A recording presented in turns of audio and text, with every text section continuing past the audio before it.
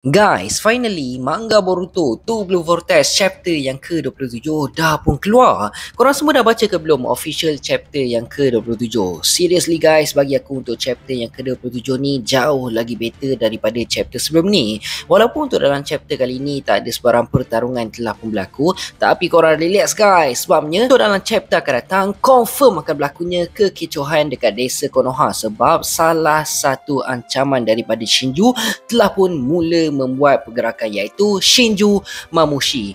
So, kalau korang nak tahu apakah yang bakal berlaku untuk dalam chapter kali ni, jom sama-sama kita layan review manga Boruto Two Blue Vortex chapter yang ke-27. Tapi sebelum tu guys, kalau korang belum like, comment dan share, korang boleh buat semua tu dulu, okay? Dan kalau korang tengah cari hoodie anime yang padu sebagai contoh macam hoodie Naruto, Attack on Titan dan macam-macam lagi, kalau korang nak harga murah, korang boleh terus je order dekat tag Shopee yang aku ada letak dekat dalam video, okay? Let's go! Chapter yang ke-27 bertajuk Bet Your Life on It, dan dekat dalam cover page chapter kali ni ada gambar Inojin. Chapter yang ke-27 bermula dengan sambungan dari chapter yang lepas, yang mana selepas dia rahsia Sarada dengan Sumire yang tak terkesan akan kemampuan omnipotence milik Eda telah terbongkar, lalu Daimon terus dia bertindak dengan cukup pantas memegang tengkok Sarada dengan Sumire tanpa dorang berdua sempat untuk react. Cuma lepas je Daimon pegang tengkok dorang berdua, lepas tu Daimon tak ada buat apa-apa pun, dia terus dia lepas. Tapi Daimon ada bagi warning kat dorang berdua. Kau nampak kan sekarang? Aku boleh je hapuskan korang berdua sekali mata je tanpa korang sedar yang korang berdua dah mati.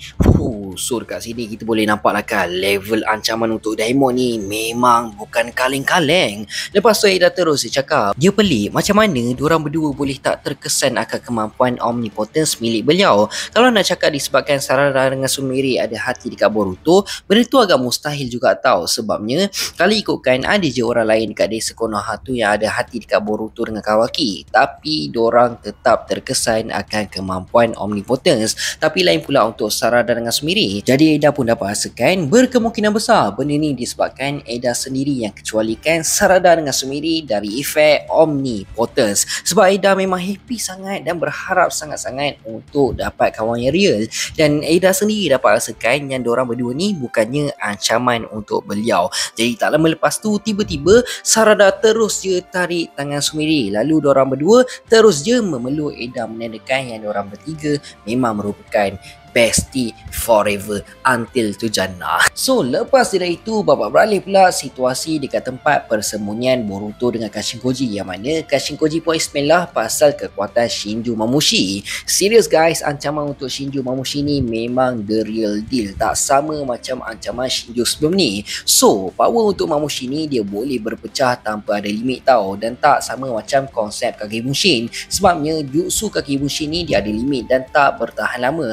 Manakala power untuk Mamushi pula dia boleh je berpecah ikut suka hati dia lah. Tak kisahlah nak berdozen ke nak berjuta ke, ikut suka hati Mamushi. Dan apa yang lebih mengejutkan, setiap tubuh yang Mamushi berpecah tu level kekuatannya semuanya sama dan semuanya adalah tubuh yang asal. Tapi of course lah kan, Mamushi juga ada kelemahan dia yang tersendiri, yang mana makin banyak tubuh Mamushi berpecah, makin menurunlah IQ setiap tubuh Mamushi. Jadi rancangan Kashinkoji macam mana cara diorang nak kalahkan Mamushi ni simple je guys. Caranya adalah diorang akan tewaskan Mamushi sekaligus tanpa ada sisa tubuh yang tinggal. Sebabnya kalaulah diorang terbuat kesilapan sikit sekalipun, automatik semuanya akan berubah. Sebab tahap kekuatan Mamushi bila tak berpecah memang sukar untuk ditewaskan. Tapi persoalannya, kenapa diorang memilih Konoha sebagai medan pertarungan untuk menewaskan Mamushi? Kenapa diorang tak ambush Mamushi dari awal je lagi sebelum dia datang serang Konoha? Jawapan dia simple je guys, sebab diorang tahu kalau diorang fight dekat Konoha 100% Jura pasti tak akan masuk campur, dan diorang semua tahu yang Mamushi tetap ada rasa takut terhadap Jura.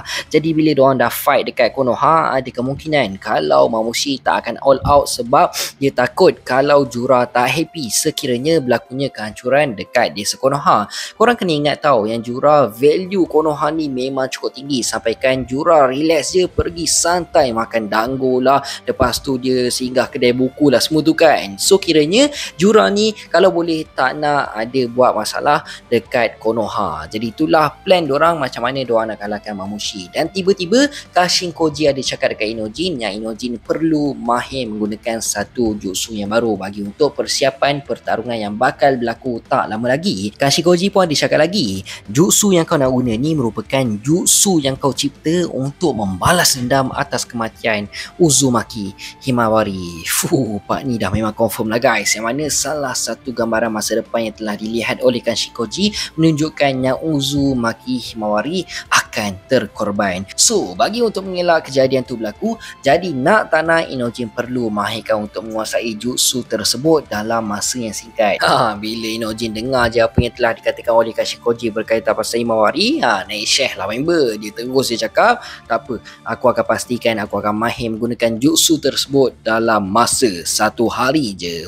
Confident teruk member. So dah settle part Kashinkoji and the gang. Sekarang ni bawa beralih pula situasi dekat tempat Amado dan juga Kawaki. Secara ringkas, part Amado dengan Kawaki ni pada awalnya diorang tengok balik rakaman sewaktu Kawaki berhadapan dengan Jura. Jadi Kawaki pun minta lah Amado tambahkan lagi kekuatan yang sepatutnya Kawaki ada bagi untuk berhadapan dengan Jura. Tapi Amado dah bagi warning dekat Kawaki yang tubuh Kawaki tak akan mampu bertahan dengan kekuatan sebesar macam tu. Tubuh Kawaki akan hancur. Malangnya Kawaki tetap berkeras dan terus je berkasar dekat Amado. Sambil tu Kawaki ada ugut-ugut dekat Amado. Kalau kau nak aku tolong anak kau, better kau ikut je apa yang aku nak. Part ni korang jangan risau tau. InsyaAllah aku akan explainkan lebih details lagi dalam next video teori tau. So korang standby, okay? Lalu babak berubah lagi situasi dekat tempat soal siasat terhadap karakter Konohamaru. Part ni bagi aku tak ada apa yang penting sangat pun, sebab part ni kita dapat tengok Konohamaru telah pun di soal siasat. Tapi last Shikamaru ada kontak dengan Konohamaru